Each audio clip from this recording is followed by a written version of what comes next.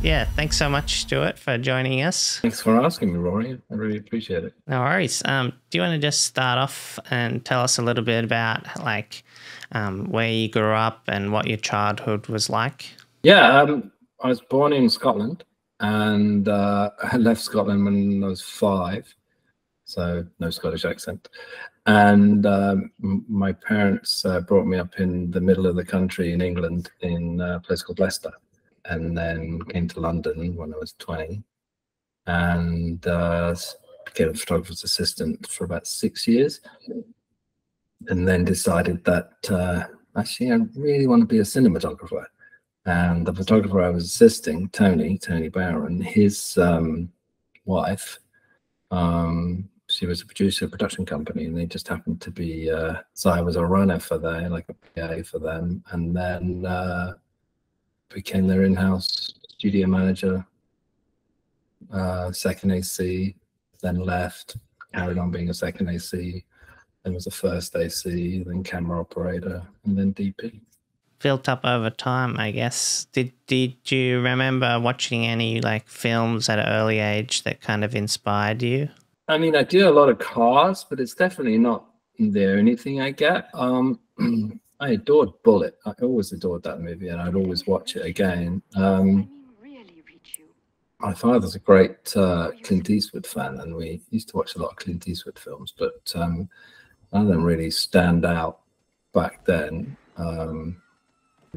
Dirty Harry, yeah, I love those films, but I think Bullet really stood out. And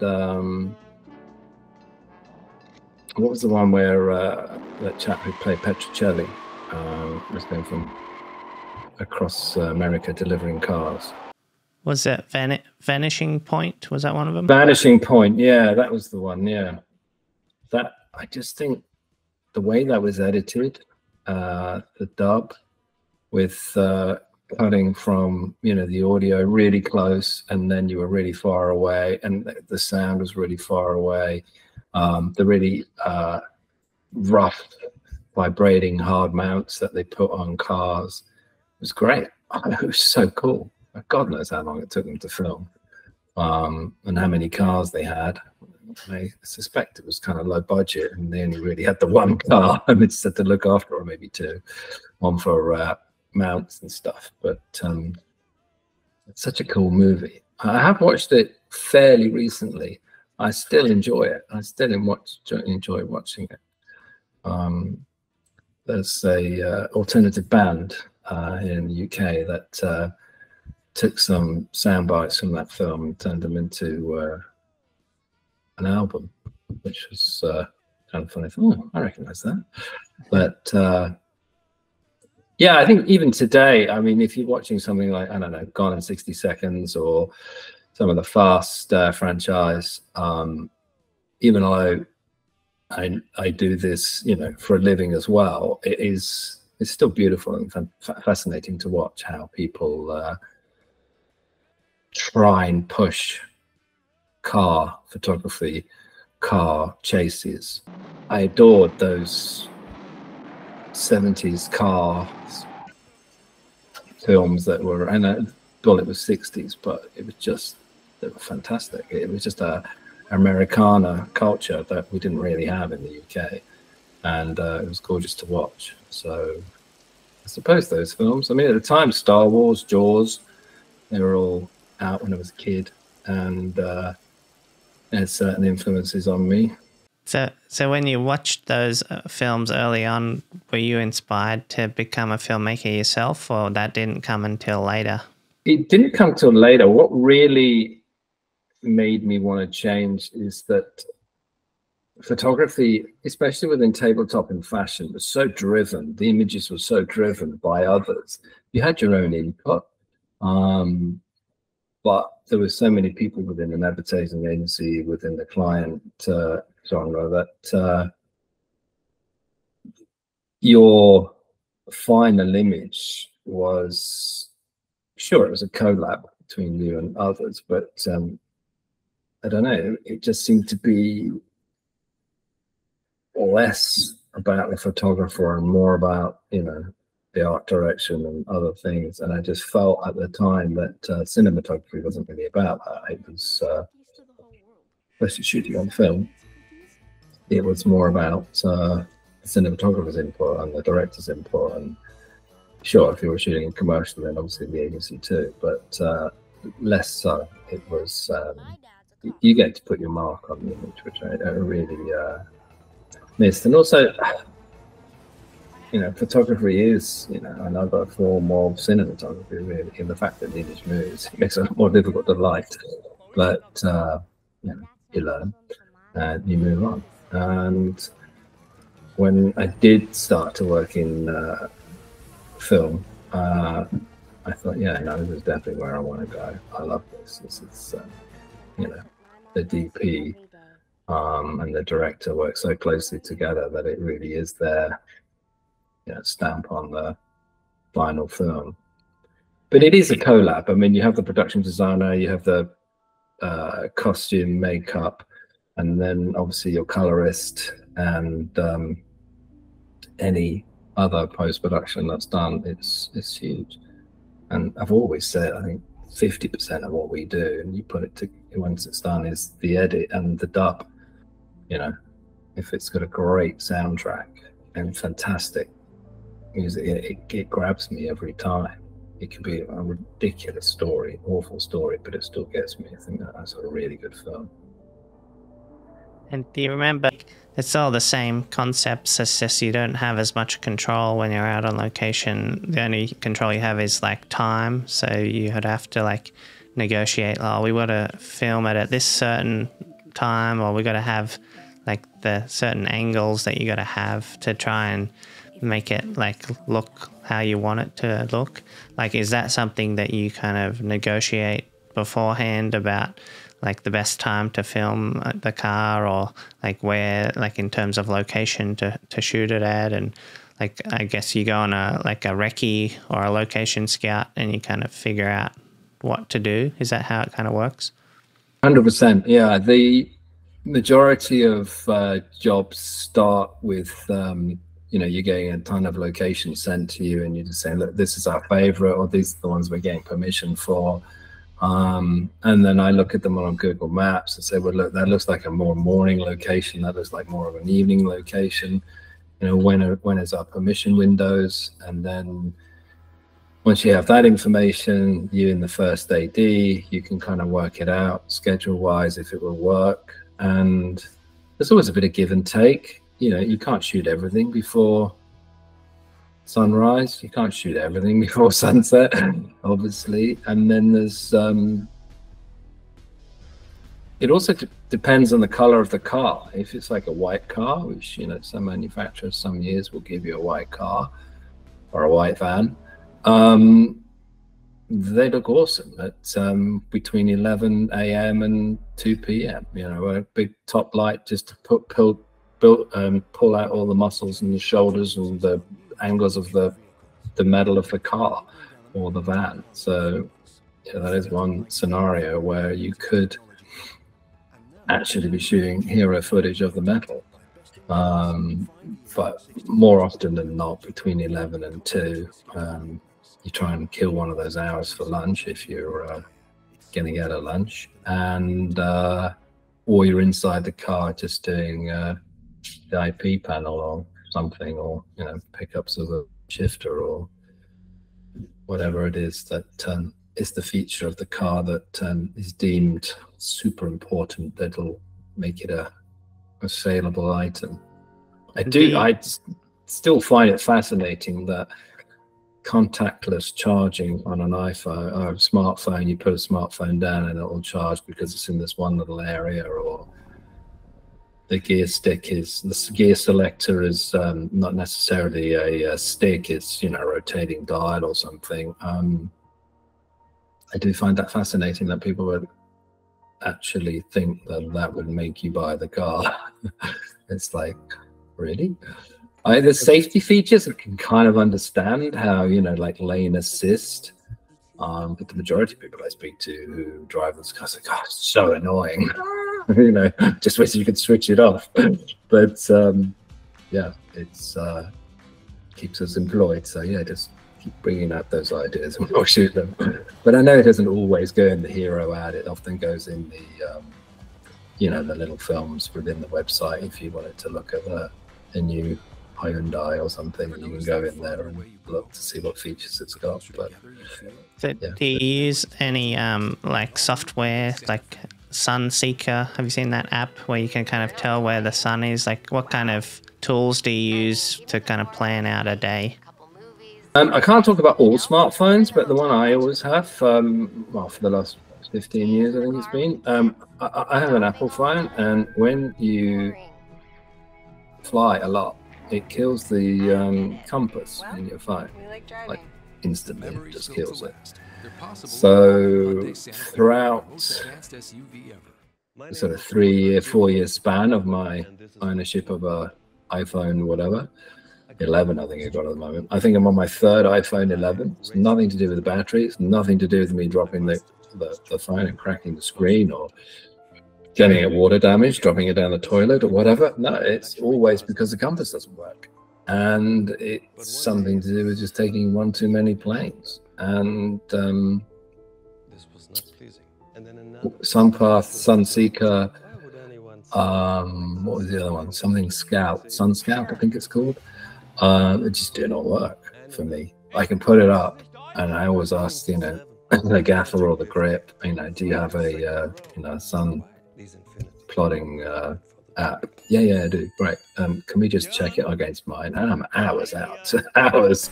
So yeah, I always check a local person's phone, and but they're super useful. Back in the day, it was Sunpath, and to be honest, that was unbeatable. I just roughly mapped the location. I printed out the A4 sheet, the Sunpath A4 sheet, so you had the sun rise and fall. It marked all the degrees, all the heights, and then you have one of those stunning Cinematography compasses, which I've still got it somewhere. I've got two actually, one for the northern hemisphere and one for the southern hemisphere. And you know, you'd think, okay, so we can be here up to 11 a.m. So you get it at 11 a.m. You find the angle of the sun and the height of the sun, and boom, there you are. And it was like so accurate. It was fantastic. But the new apps, or the apps that have replaced that, are great. Just to be able to put it up, take a screenshot with all the sun plot, and then you've got, you know, the mountain, the rock, the building, whatever it is, and you know exactly when it'll be in that gap or behind that building. But again, I always take 2 or 3 phone readings, because if you're near a big rock, it'll change it. If you're near a huge building, it'll change it. If you're inside a building, it's not that accurate. But that was also the same for Sunpath as well. When you're using a compass, compass would be affected by large rocks and mountains and what kind of things are you looking for? Like, how do you want the sun to be to get like the optimal shot, in your opinion? Of like, is it like backlit, or is it like, how like would the car be positioned versus the environment? Totally job dependent. I think if the and color dependent as well, depending on the color of the paint of the car you're getting. You don't always get the ideal color for the idea behind the job. Silver gray is often better with like a sort of front 3/4 light. White is often better with a toppy light, so it brings out the muscles and shapes and shoulders. And depending on if it's more of a brand film rather than this model film, then you can get away with just a ton of backlight and just keep the car silhouette. If it's a muscly car, I did a Dodge Charger shoot, and it wasn't really about the color of the car at all. I think actually when we came to shoot the film, every single one, they made 500 of these special charger cars, and all 500 had sold at the time we came to make this film. And it was just about smoke, noise. It wasn't about the color at all, which was fantastic. But when you get to the specific films where it's really important that we show this car isn't a black car, but it is a really subtle blue, and then yeah, you can't always go backlight. You know, backlight doesn't work. You know, some of these metallics are a bit like velvet. You know, unless you have a fronty-ish light on it, a black, totally black. I did an Opel commercial on this very dark brown car, and yeah, the schedule was originally done by the local service company, and so said, look, this schedule works at the moment. I said, that's fantastic. What color's the car? And they're going, no, look at the schedule. I said, yeah, but it kind of depends on the color of the car. And Christian, the director, said, oh, it's metallic brown. I said, oh, right, okay. So quickly went on their website, Opel's website. Opel is open in Europe, and it's Vauxhall and GM all around the world, and Holden in Australia. Went on the website, found the color of the car. It's super dark. It's really subtle metallic brown. I thought, all right, that's a front three-quarter, you know, almost front lit car, and literally had to flip the schedule for every single day because it hadn't been scheduled that way. But again, it's all about what color the car is. Is the color of the car important? You know, do we really need to see that it is this subtle metallic brown? And then take it from there, really. So I wouldn't, so really the answer to your question is there is no real ideal light. I think low is probably always favorable. There's a commercial on your website. It's a BMW commercial, and there's the first shot is like a kind of dust everywhere, and it like the car comes out of the dust or reverses into the dust. Like, how did you do those kind of dust shots? That was a fantastic Austrian director called Christian Aby, or Abbey. I may have messed the pronunciation up there, but we were out in the desert in California, and we had these huge dust cannons. We set the cannons off. Literally, it's full of the desert, the local art that was there.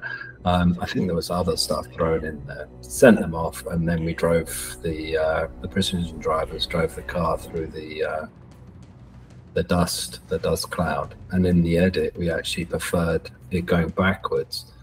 That was a fantastic combination of a beautiful post-production company called Time-Based Arts, TBA, in East London, and Christian's work, a really good creative agency, and a fantastic editor. That was a great job, actually. I had a dear friend of mine, Justin Pentecost. He's a wizard, and he just develops all these little things, and he made this remote control car, which, because all these BMWs that we were shooting, they literally are just under 4 inches ground clearance. So by the time you've got a lens mounted on a camera of any quality, be it a DSLR, you're at 4 inches, especially if you're going to tilt up a little bit. You know, you're at 4 inches. So we shot quite a few things on this little remote control car that he'd built, super low, underslinging cameras, putting stuff upside down on this camera. How did you do the shot with the BMW going over the camera, and there's like the clouds in the sky? Was that like CGI clouds, or did you have like a hole in the ground, or was that the RC car? Well, like I was saying, so the majority of the it was just a great crew. And when you do shoot BMW, if it has anything to do with Germany, which is what it did, we had Rene, who is probably the best BMW technician to have. I mean, he works on his own. He removes doors within 5 minutes. He's so fast. He knows everything about all the cars that you tend to shoot. He jumps on his laptop and you know, he can adjust the lights, switch off warning lights, etc. So he adjusted the ride height of the cars to the absolute maximum, like switching all the clever suspension off. And then we drove it over this remote control car, and we had a Sony A7S with a Sony, yeah, it was a Sony mount lens on there, just a prosumer lens. And we literally had this camera. We had to buy the camera because we scraped the bottom of it. But yeah, we did that. And then I always use attenuators. I think that's what you call them in the US, blenders. Basically, it's a grad, but it's a very subtle grad. So when you look at it with a white piece of paper or a light box or against a clear blue sky, you can see that the bottom of the filter has already got an ND in it, and then it just gradually goes to extremely dark, but it's a very subtle, there's no clear basically, and I normally chuck those in, and that's how I get amazing skies. I'm not a great polar user with the very ND systems. I don't really use them that much. I find that you're very rarely 90 degrees to the sun. You're often you know, at another angle, so you get like a dark bit and a light bit, and I don't know. So for me, very ND works the best, and that's what I used. I used very ND, a little 4-inch one, and managed to get it under this car. Digging holes in the highway wasn't really a thing. We couldn't really do that. So yeah, we deliberately picked parts of the road where it was flat, the car wouldn't suck down to the ground. It was tricky. It was tricky, but we didn't write anything off. We didn't write any cameras off. But yeah, that's how we did it. But the car literally drove over the A7S. Infrared or something, like kind of shots with different. We used a thermal imaging camera. You know, we literally borrowed it from a fire department because we couldn't rent one from anywhere. And we rang up the local fire department and said, "Do you have a thermal imaging camera?" Yeah, we do. Yeah, it's like, you know, HD. Do you need it to be 4K or something? No, HD want to be fine. Do you think you'll be using it on Tuesday? No, I don't think so. We've been using it for months. Great, maybe use it. Yeah. So the guy delivered it, and he just stood by on set just in case they needed it and disappeared, just to, you know, cut down the time they could have it. And yeah, so I mounted the thermal imaging camera on the arm car above the Hero camera, and we shot at the same time. So 2 cameras shooting at once on the arm car. How long does it take you to film like a commercial like this? Is it multiple days? This particular one, I think, was 4 days because of the locations. We're in the Palm Desert. We were in LA, and we were out at another desert location. So all in all, it was about 4 days. If I play this movie, can you hear it? Something you want to feel again. So the upside down one originally, the upside down shot originally was from the helicopter, just flying upside. Just spun the image, you know. So from a helicopter, the upside down shot was captured, and we flipped it in the I don't know. in the edit, and then that's the lots of stuff here. So that's the infrared camera. What about these sparks? Like, did you have like a studio day where you got like close-ups and things like this, or? Yeah, so that was literally a sparkler sent down a tube. So you just get an old pipe that's got a reflective internal diameter, and then you shoot down the pipe with sparks, either from a grinder or from a sparkler. I can't actually remember where that was from. It looks like a sparkler because you can see the center. Oh, yeah. And then these ones, how did you do these like flame shots? That was in the studio with again a pipe and then a flame being thrown down it with the SFX. What's the kind of like scale of something like that? That pipe and the distance is probably around 12 feet and or 10 feet probably. It's like a 3-meter tube, and the tube diameter is probably, it was close to 2 feet, so it was like a, you know, a sewage pipe or something. Is that fun to do that kind of stuff, or is it dangerous, or you have like just experts, pyro guy that knows how it works?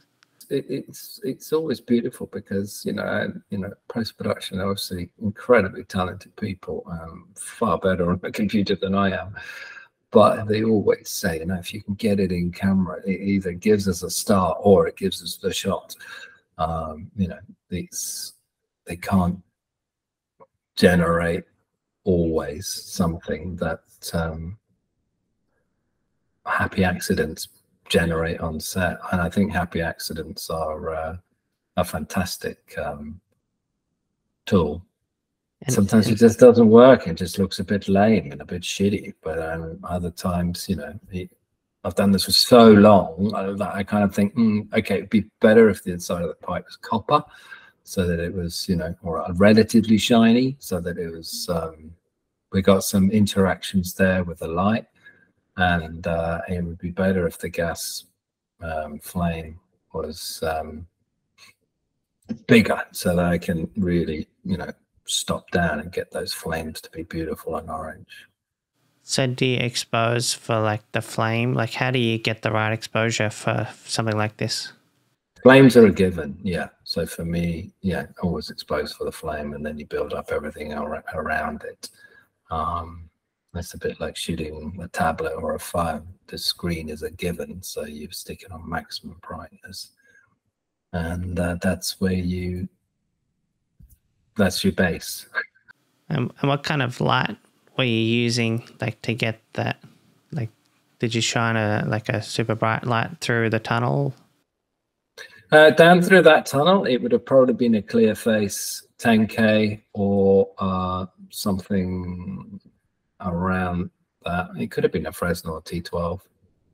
I love Fresnels. I do embrace LEDs, and there are some beautiful LED lights that have come out, like Vortex. I adore those.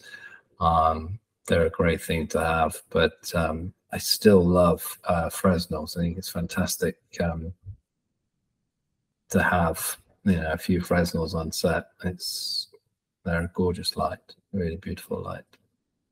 A huge bonus to have bicolor minimum or RGB,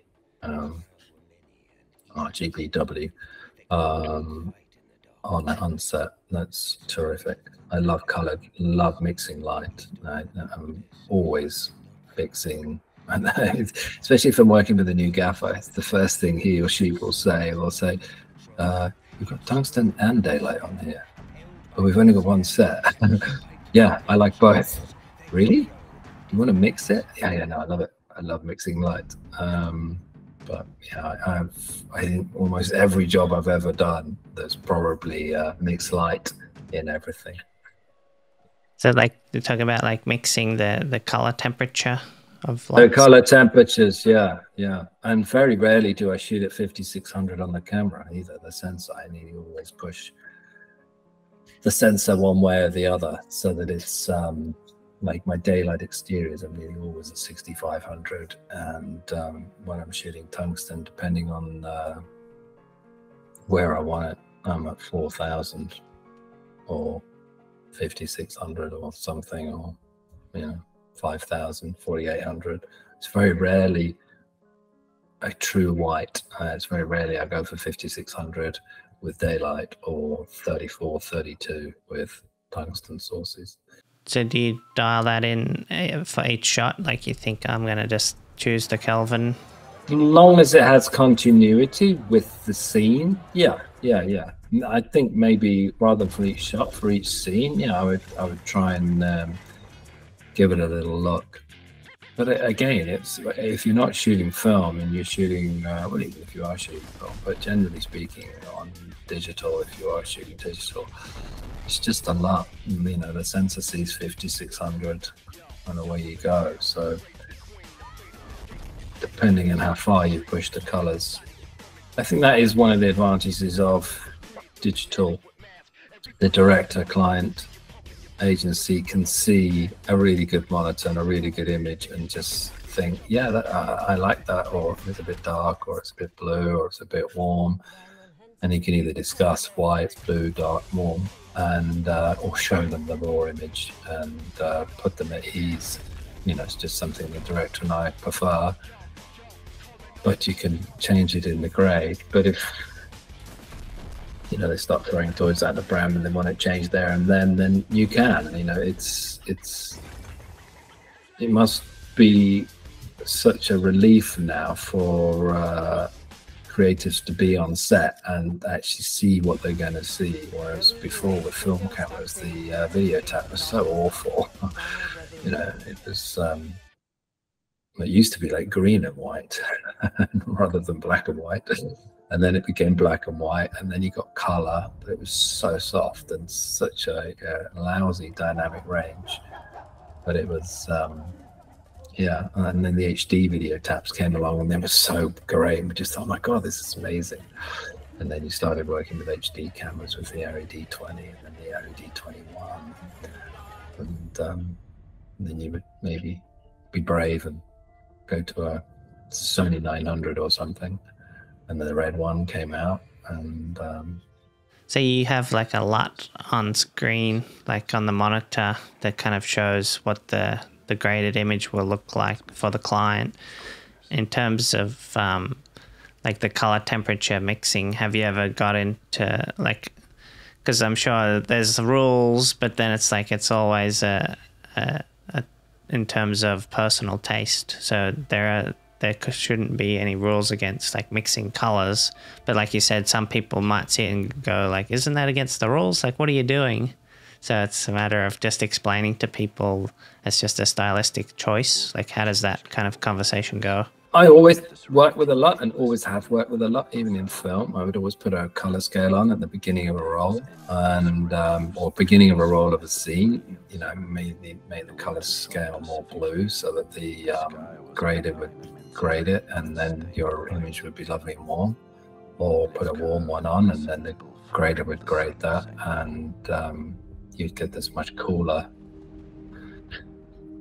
image back, or overexpose it so that you get a darker image back for your brushes. And today in HD, yeah, I just stick a LUT on every time. But as the conversation will go, it's either too dark, it's too blue, it's too warm, and you know, you explain why, and still if they don't get it and don't like it, then I don't know. It's not that case of throwing the towel in. I just think, well, it's okay, something they just don't get. I understand if they don't like it. And also, it's an image. Often, if you're working in an advertising agency and you eventually come to shoot your product, you know, this new phone, whatever it is, you've probably been working on this job for like 6 months, and they've been through so many ramifications, and then they work with some guy like me and he makes it all, you know, blue, and it's this thing, why is the background all blue? Why is everything blue? Oh, well, that's the conversation we had with the director. We really like it. And also, if you looked in the treatment, it was all, you know, it was all predominantly blue. Yeah, we saw that, but we didn't think that's how you were going to shoot it. Okay, fair enough. So yeah, you dial it back a bit, and then I've always been an advocate of trying to get everything in camera. So through the edit, you know, we've got a whatever, blue shadows, whatever. The edit is put together with these blue shadows and a blue background and whatever. And then when they actually come to the hero grade, it's very difficult to change it, as in the image is there and you can change it. But from a sort of mental point of view, everybody's sold on this great image that they've been shooting with blue shadows or whatever it is. And yeah, that's the one that the director liked. Sometimes I'm pleasantly surprised by grades when they come back. And I've just finished a big stunt commercial for Red Baron Pizza. Have you heard of them? They're a frozen US pizza company. And oh my God, there were so many pizzas on set. I think they flew a ton of pizza over to Romania. Romania has the largest backlot that's country and western, and I shot it all with huge amounts of front light, hard front light, only on their heads and their faces, so that everything else went dark around it. And I really enjoyed the technique, and it was a difficult one to explain to the director. First up, we'd never worked together. I'd never worked with this agency, the creators all together, and I just said, you know, is there any way everyone could be in the pre-light? Because I just want to show you this technique. So I can obviously change it, but ideally, if we're going to go down this path, I just want everybody to be on the same page and agree. Everybody loved it. That's just great. I'm so happy. We did this, we shot the whole thing like this, and nobody questioned it. Well, anyway, when I saw the final grade of the film, it was all opened up hugely. And all this front light was still there. And my kind of, if the style of the what I was after was still there a little bit, but it was super subtle, which was a great shame. But yeah, I understand it was food, but the food looked great. I mean, I'm not going to be a dick and light something that makes the product look shitty, or especially if it's a food, you know, it's got to look tasty. It's got to look like somebody would want to eat it. And I just knew this technique would also work for pizza, and it did. I mean, it worked great, but it was just a shame that they went a little bit safe on the grade and dialed it back quite a lot. But it's on my website that I put a bit more of a heavier grade on my version. Okay, so was that like inspired by like the olden westerns, like Sergio Leone, or like the kind of back in the day spaghetti western type stuff? Well done. It's exactly where it came from. Yeah, they're really old with brutes, you know, with the arc lamps, with their trying to keep the I can't remember what it is in the brute, but anyway, they're trying to keep the spark at a certain length, so they just have this huge front light because film was so slow back then. And it's exactly it. Yeah, I mean, the faces got the light, and that was about it. And I loved that look. And also, coming from stills, that was such a Ektachrome, Kodachrome look where you expose for the skin, and that was it. Or if you had a rear shutter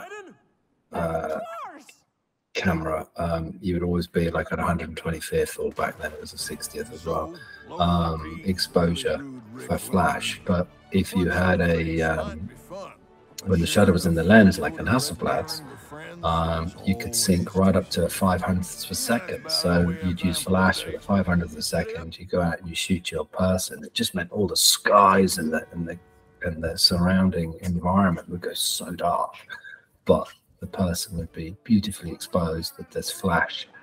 It's great. It's a little bit like there's a great fashion photographer. I really like his style, but it is so simple, but it looks great. And that's Terry Richardson. He used to photograph a lot like that. Annie Leibovitz did a whole book on cowboys when they were, you know, like ranchers, when they were doing rodeos and stuff, portraits of these like rugged looking, dirty, you know, because they just finished a rodeo. Some of them had got bright colors on, just Yeah, 500th of a second, the front flash. Can't beat it. It's awesome. And that's exactly what I did. And the weather we had in Romania when we were shooting this piece of film was shocking. It was just one of those classic summer storm couple of days. Every time we went outside, we had like really moody skies. It actually rained so hard one night when we'd finished outside. We were now inside the saloon. It rained so hard that we lost power for 30 minutes because all the power in the local area had gone off. Something horrendous had happened at the local power plant with a flood. But yeah, that was unexpected. It's always something that trips you up. Those, yeah, like back in the early days, it was always, yeah, light up the actor, let me see their eyes. And I think nowadays it's more like, let's hide the light, let's make it all dark, and let's not try and make it look like we're doing anything, I guess, make it subtle. So to go like that way, like you said, was it a big conversation about like what you're trying to do? Did you show reference images or anything like that to say this is kind of the look, or did you just do it on set and say this is what it's going to be? We were lucky that the Romanian stunt team, who was so good, fantastic, were just had really characterful faces. Their costumes were superb. So it was a pretty easy sell to make them look heroic characters within this little story we were trying to tell. And some of the costumes were just ridiculous, but in a nice way. They were ridiculous. That they just and all the performances were really big, and it was, I don't know, yeah, it just lended itself. There is a fine line, I think, where it could look like a mistake and a bit ugly. There was, in the final edit, there is a moment that there were so many people around, and there were like people, it wasn't a fight, but it was kind of like a fight where the reflector got knocked. So the lights moved on the person's face, and it's in the final edit. And I'm going, yeah, oh no, not that take. No, that take. But anyway. Yeah, I saw that. That sounds like, oh, it's like a reflector bouncing around. But I guess that's like DPs will see that kind of stuff and be like, oh. But it's like a part of the style, I guess. Yeah, it's the one side of being a DP that's the downside in life is you see everything wherever you go.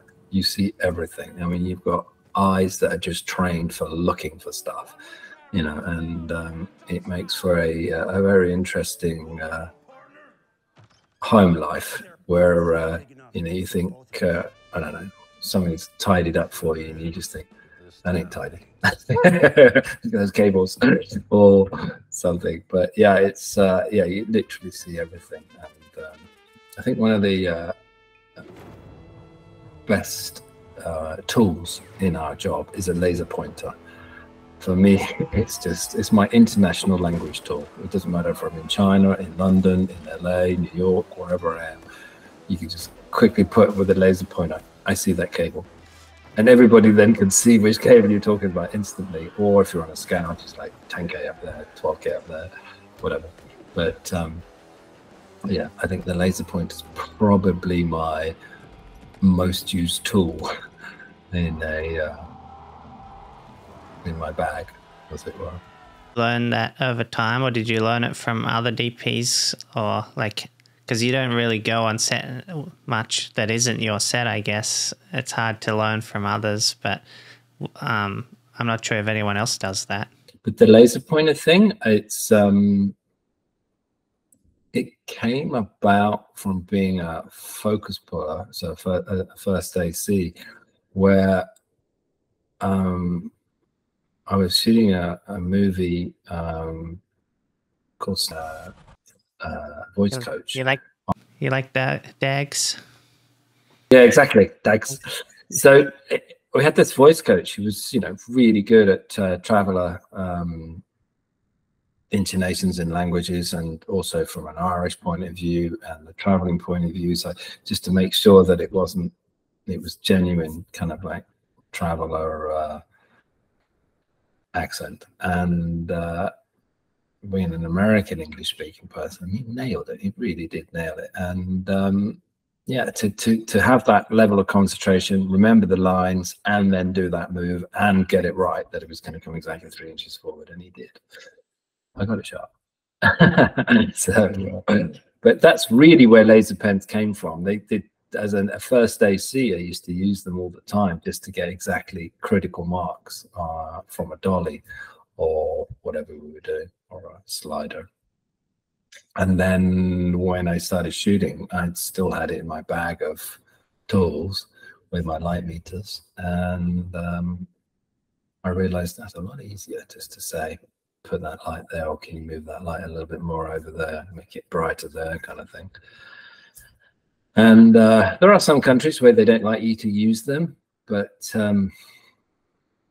I do. They're fine. I mean, I'm not going to shine them in a pilot's face or something stupid like that, or up in the sky, ever. Yeah, that's what I was wondering. Do they take them away from you at the airport if they go through, you put it in the check-in luggage? I always have them in pieces, always.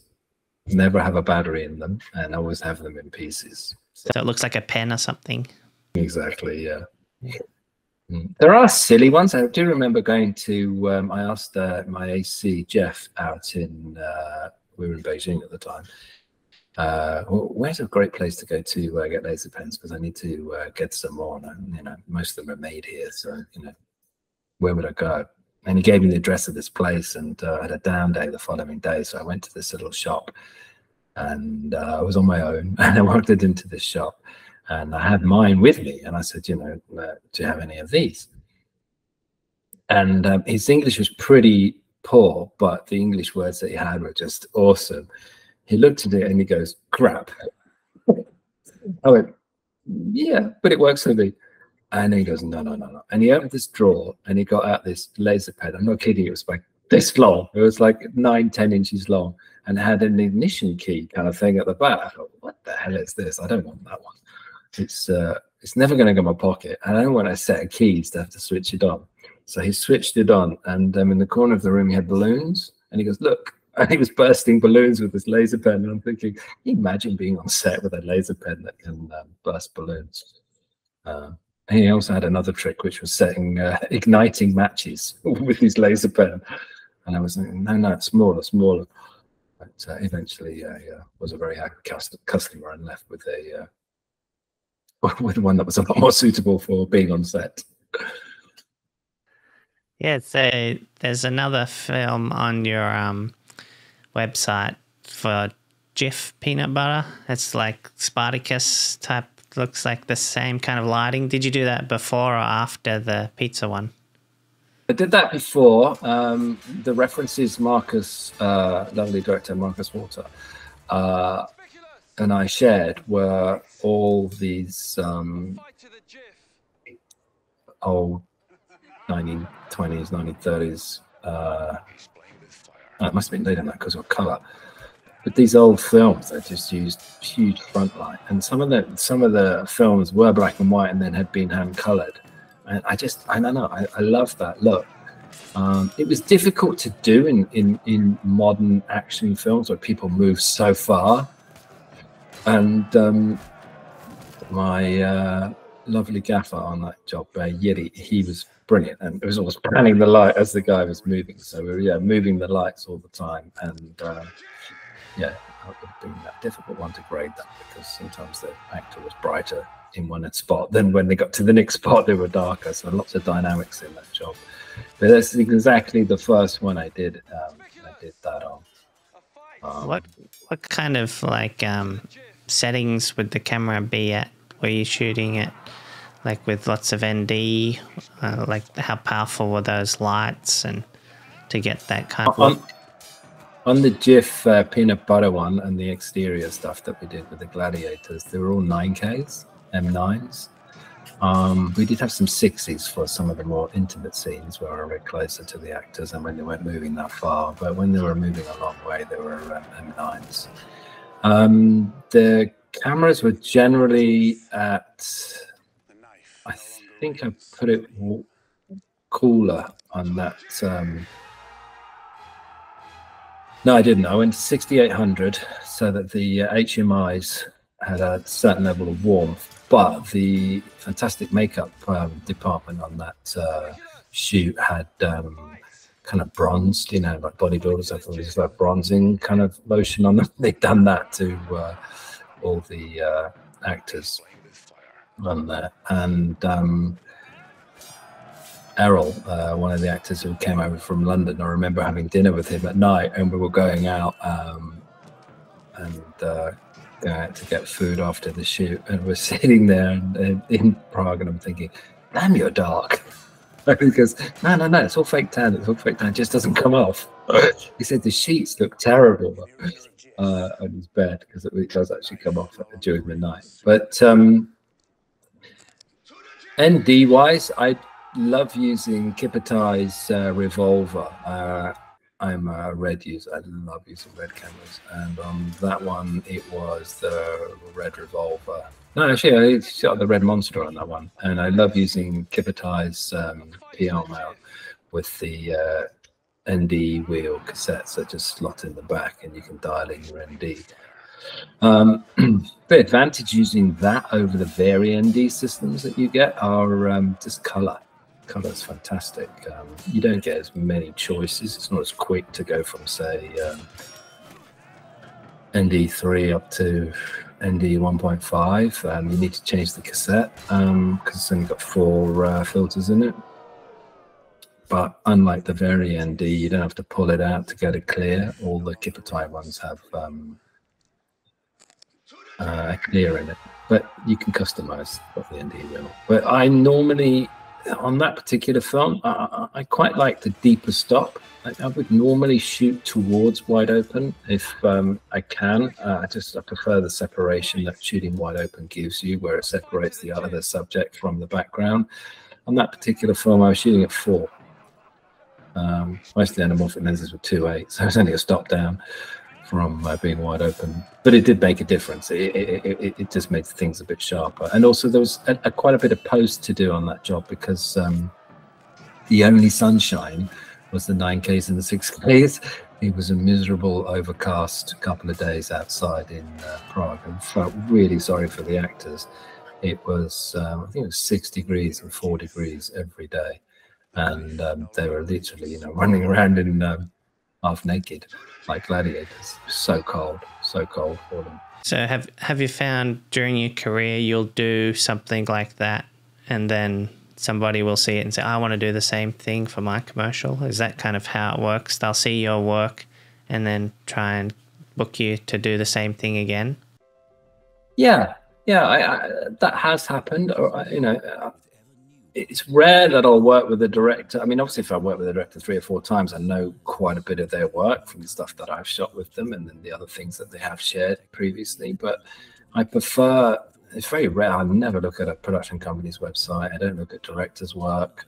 My agents always send it, but I don't like looking at it because I don't really want to be influenced. So let's say you work for Mr. and Mrs. X, the directing duo. I don't even know if that exists, but Mr. and Mrs. X.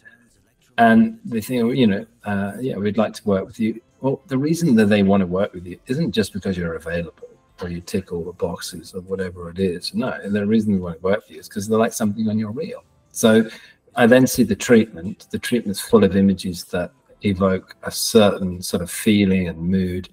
And the way that I approach it is that I don't want to look at their reel unless they say, oh, we really want to shoot it in the genre of that Sigma commercial we shot, or that you know, that Audi thing that we did, or we really like that BMW one that you did, and you know, can it look a little bit like that? And yeah, of course, I'll look at those references if they're not referencing some of my work, they're referencing their own work. But other than that, no, I'll rock up and all during the pre-production suggest looks and ways to shoot it. I think a lot of my work looks kind of natural. It was definitely an issue right at the beginning when I was shooting. It was something I've always liked to do, is just make things look natural. I think I was about 3 years into being a DP. I was very busy, and I thought, well, I've got to get an agent because I'm not dropping the ball yet, but I will do at some point. I was getting a lot of, you know, pencils for the same week, and I'm like juggling them, thinking, oh my God, I forgot to call this person back. I need an agent to sort all this out. So I went to get an agent, and two that I approached said exactly the same thing. I can't really see lighting. I can't really see what you do. I said, oh, it's kind of the point. I like to have everything natural. Yeah, it's a bit too natural. I can't really see. I thought, oh, okay, maybe I'm ahead of the curve or whatever. But yeah, so I didn't get a look in there. But then cut to Cosmic reaching out to me and saying we'd really like to represent you. And at the time, I was kind of like, oh, I'm done with agents. I don't really need one after those conversations I had. I just represent myself. And I said, I'm kind of okay doing it myself. And they said, well, we'll put it this way. If we get something in that we think you should shoot, can we put you forward for it? I said, yeah, sure. And then literally the week after, they started putting me forward for stuff. And I thought, oh, this is getting ridiculous. It's like almost every week they're putting me forward for things. I said, okay, let's meet. So I met them in London over a coffee, and said, yeah, all right, I'm going to sign. I love this. And yeah, I've not looked back. So what is the, like, having an agent, what does that entail? Like, they find your work and they organize your calendar and they book your gigs and they take a percentage, I guess, or they take a fee every year or month that you sign up for a certain amount of time? Like, how does that whole process work? My agents, Artistry and Cosmic, work hard to get me work. I will often get approached directly from previous production companies or directors. Who'll ask me, and I'll often reply, yeah, I'm available these dates, or I'm pretty sure I'm available these dates, and then put in my agents. Yeah, they take a percentage of my fee, not my equipment, not my overtime. So they just take a percentage of my fee that's been agreed by them, between them and the production company, whatever that fee was for that particular job, be it 1 day or a 1 week or 10 days, whatever.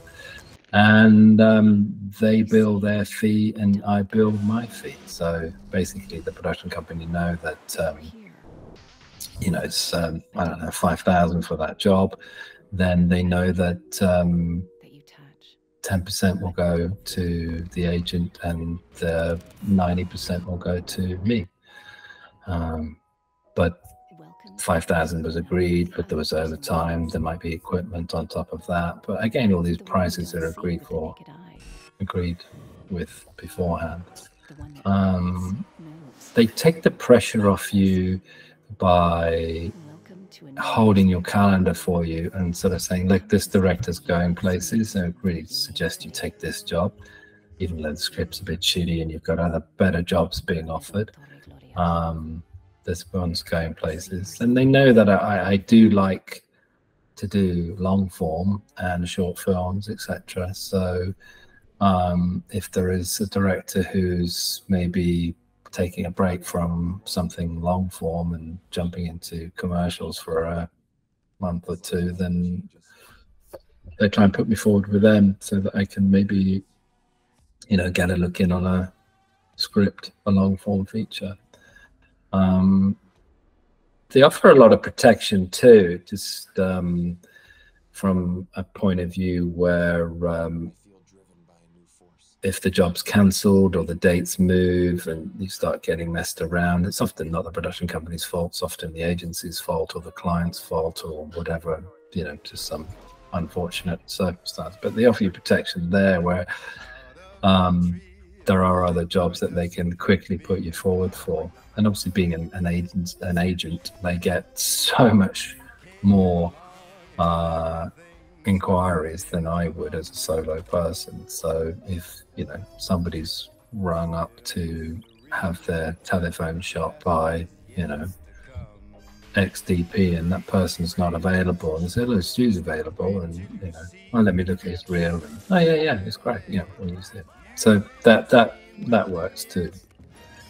Yeah, and it must be hard trying to juggle like jobs, especially if you're on a job. You can't really have your phone out, taking phone calls when you're trying to work, and then you got to go to the next location the next day, and then they cancel it, and then yeah, like what do you do? And then if you say yes to one job, and it's like a crappy job, no pay, and then you get a great job offered with like extra pay, and then you can't do it because you've already booked. So I guess having an agent or having that like support system is beneficial in terms of managing time, but also, like you said, you might not have time to research the job and find out if it's a good one or not. Like having that advice at least is important. So would you suggest to people to go out and look for an agent to work with? Having an agent offers you great protection, obviously opens you up to a lot more work, and it kind of boosts your name, really. It gives you a little bit of kudos. Oh, you know, he's with this company, she's with that company, whatever. They have a great roster, and to be part of that great roster, I'm really proud to be with Artistry and really proud to be with Cosmic. So yeah, it's great. It's very, you mentioned telephones on set. It's a very difficult thing. Like I said a while ago, I have WhatsApp groups for camera crew and things. Obviously, when you're all together, the kind of WhatsApp thing kind of stops, but actually it doesn't, because if you got, you know, I had Laurie on this Red Baron Pizza thing. He was shooting some second unit B camera stuff, but he wasn't always with me. It wasn't at a B camera within the same location. He was out in the back lot shooting other stuff for me. So he'd be messaging me, so I'd be on my phone trying to juggle that, but also trying to, you know, doing that. And it's not like, you know, I'm messaging my mum or something. No, I'm, you know, I am working for the, and it was a tricky thing. So if I ever, you know, Robert was the director, ever came up to me and I, you know, I still had my phone. I said, "Oh, this is B camera." I always at pains to kind of say, "Oh, this is B camera," or "This is for the next setup. I'm just getting ahead for the next setup." Or when you're scouting, I'm often on my phone because I take pictures with my Nikon and then I'll download them to my phone. I'll grade them on my phone. I'll crop them on my phone, and then at the end of the day, or when we move from location 1 to location 2, when I'm in the van, I'll send everybody, you know, as many people as I have that's related to the job, my take on that location that we've just left. They're the only times I really have my phone out on a job. The apps that make the camera, the Red camera work, the full control app, or the Red control as it's now called, that's a brilliant thing. But I still find having your phone out on set is I don't know, I find it a tricky thing. It's I just want people to know that, you know, I am working when I have my phone in my hand, but it is a hard thing to juggle, and it's having an agent really helps. That I know that if it's really urgent, they're going to call me. If it's really urgent, not really like send me a, you know, a message. Yeah. So how important is it to like be present, especially on like a pre-production meeting or a location scout, like to be listening to the director and like showing them your full attention? Like you said, you don't want to be on your phone and like missing anything. Like if they're talking about something and you're like buried in your phone, and then they look at you like, what are you doing? So it's, I guess that's important to always like listen and talk when you need to. And maybe like how important is that for a DP to just be like present and be aware of like the intentions of everybody? Super important. I think it is, because it is a collaborative effort to make, you know, that film that you're on, and for you to be seen continuously on your phone is not a good thing. And if I'm ever asked a question, and I do have my phone in my hand on a scout, for example, then any time I'm on my phone on the Scout is when I'm literally downloading the pictures from my camera, and I say, you know, I often say, "Oh, sorry, I'm downloading the pictures for the, you know, the PPM or whatever they're for, or you know, for the presentation after the Scout." It's funny though, because a lot of what we do, this is our office. You know, when you leave your office, physically leave your office then becomes your handheld device. So if that device then is also part of your bag of tools, in other words, how to get the stills off your stills camera and onto your phone, sure, you can shoot. The director who I work with quite a lot, Jan WENTZ, German director, done quite a lot of car commercials with him. He only ever shoots all his location pictures on his iPhone, and I'll shoot them on my Nikon. And it's funny, he'll show me his picture on his iPhone. Can we not make it look a bit more like this? And I'm thinking, well, that's a 3.5mm lens. One of the reasons it looks so epic. I said, yeah, we can. Yeah, no worries.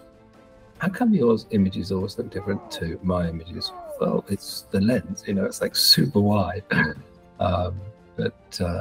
Yeah, that's the other side of it. It is our handheld devices are one of our tools for our bag, you know, from our bag of tricks. Yeah, and I guess it's just a matter of like, yeah, having it as like it's an extension of people sometimes nowadays, but you don't want them to just be lost in the phone. Like you want to be able to use it as a tool, like a light meter, like you're walking around just like always listening and like just referencing it, but not just buried in your phone. So I guess that's important. Yeah, no, it is. I mean, I often put mine in a front box, which was an old school AC accessory to have as a front box. It would sit on the bottom of the head, beautiful old wooden front box, and I'd chuck it in there, and I don't want to look at it again. But yeah, sometimes it is a tool. If B camera's up there and I'm looking at the monitor and I'm thinking, it's the wrong color temperature, it needs to change. And if I can't, you know, if the operator doesn't have a walkie on him and I can't get in touch with the AC, but I know that I can change it, then I can just open red control and change the color temperature myself.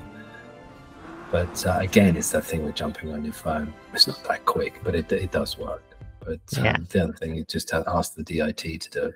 But and then there's this another commercial on your website for Honda HRV, and there's a lot of is it like slow shutter speed stuff, and like there's the driver, like, and then there's like slow motion water. Like what was that? I was very lucky to get that gig. A lovely creative French director called Thibaut Grevet, and he and I, he just said, I love when you do this and do that. And I said, well, you know, this is this exposures, 6 frames. It's also 1 second exposures. And then he asked to do some other things, and I said, well, ideally, this is before virtual production and LED volumes. And I've always used huge screens. I love shooting against screens. So some of that was actually shot sort of one's process, where you just park the car in front of the screen and shoot it against the screen. So you've got the juxtaposition of 2 different exposures. So you've got, say, stills exposures from the background, where I've been shooting 30-second exposures, quickly put them into a quick time movie, played that on the projector, used that as the background, and then shot the artist at 25, 50. Sometimes you can get away with 50 frames by shooting against a projector at the roll bar or the out of sync. Because it's such an abstract image, it either works or it doesn't work. So just dial it back if it doesn't work. Go from 50 to 30 or 36, depending if it's a US or UK shoot, European shoot. And I'm not a fan of shooting at 25. I very rarely shoot at 25, and I introduced a couple of lovely, one was Austrian, one's both Austrian actually, directors called Radish, and I introduced them to my favorite thing, which is shooting at 28 frames, which just 12% slower than 25, and or 27 if we're shooting at 24, and pretty much a 2-second line, spoken line, will hold sync unless you're super close to the mouth, and then you can see that it's drifted a bit. And I did this for a BMW commercial I shot with them, and they loved it. They said, "Oh my God, this is fantastic. Let's do this." I said, "So just remember, 2 seconds, and then you lose it." No, it's fine. All our cuts are going to be 1.5, 2 seconds. I thought, okay, that's great. And I've worked with them since, and the first thing they say, "I want to shoot everything at 28." So yeah, they've embraced it. I think Wong Kar-wai and Christopher Doyle do a lot of non-24, non-25 sync stuff. So they'll shoot at 18 or 6 and shoot at 28. It's an old school thing that I learned when I was in AC shooting film. When we shoot. So what are your goals for the future, and what do you want to accomplish? I'd love another 25 years carrying on as a DP. I really would. I carry on. I would like to do a little bit more long form than I have done in the last 25, but I'm just happy working, really. I don't mind if I'm getting more cars, more comedy, more beauty or tabletop. I think I said at the beginning of this, I really do like tabletop. So yeah, I'd love to do some more tabletop.